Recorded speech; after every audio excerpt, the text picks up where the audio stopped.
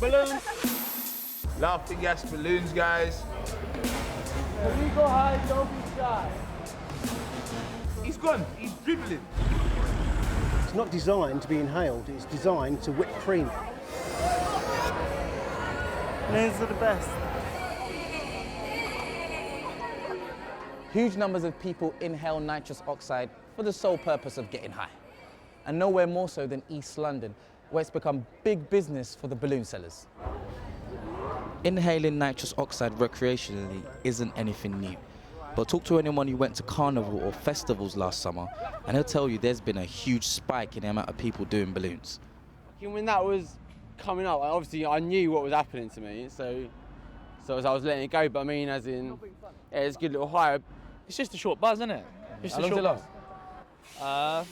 Say roughly 30 seconds to a minute, about that. Balloons, guys. Laughing gas, balloons.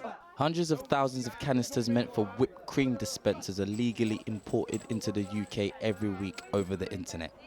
A 25p canister can fetch up to £5 per balloon, and for black balloons with their bespoke equipment, trained staff and even mobile chip and pin machines, this has become a brand.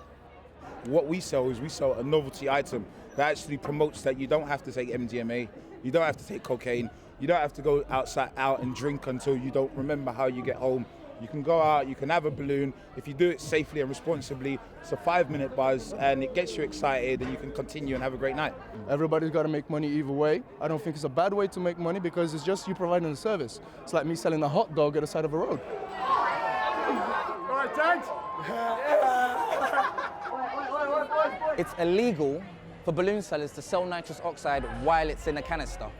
But once it's been pierced and distributed into a balloon, it then becomes legal. For the police, it's a huge grey area, and they say they're pretty much powerless to act. There's no control who can sell it, where they sell it, other than there are offences to sell it to someone under the age of 18. It is an area of law that does need looking at very closely. And when we talk about these legal highs, they're not legal, they are illegal, many of them. And this falls into that category. There's been some recent legislation where some of those have been made illegal, and I would like to see nitrous oxide seriously considered for its own legislation. I was stopped by 2 police officers. They took half an hour to realise that they didn't know what they could or couldn't do. We can't take anything off you, we have to let you go because we don't know what to do. There's no regulations about this. It's fine, but him doing this standing next to the road is not fine.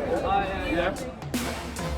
In large doses, nitrous oxide can cause dizziness and make you unconscious by starving the body of oxygen. There have been a handful of deaths over the past few years associated with the abuse of it, although the drug experts I spoke to were not convinced that it could be any worse than abusing alcohol. Until it's been made illegal or legal or something's been said about it, for us it's completely okay.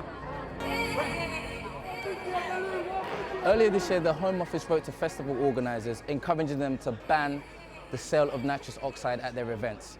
And even though they warned that inhaling it might kill, there's no sign of a government crackdown happening anytime soon.